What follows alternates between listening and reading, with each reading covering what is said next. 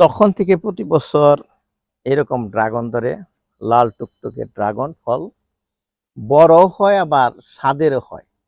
আমি বাজারে দেখেছি ড্রাগন ফল পাওয়া যায়, সেটা তেমন স্বাদের হয় না। কিন্তু আমাদের এই অরিজিনাল গাছ, এটা আমি এগ্রিভার্সিটি থেকে এনেছিলাম, রহিম স্যারের নার্সারি থেকে।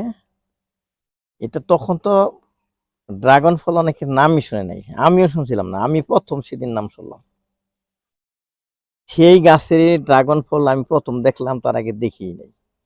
সেই ড্রাগন ফল আমি খেলাম প্রথম জীবনের, আমার আমার চাষ করা ড্রাগন ফল, তার আগে আমি দেখিই নাই। সেই সেই ড্রাগনেরই সেই একটা ড্রাগন ফলের চারা 150 টাকা দিয়ে কিনেছিলাম, সেখান থেকে এতগুলা হয়েছে। খালি এতগুলা না, এর থেকে নিয়ে নিয়ে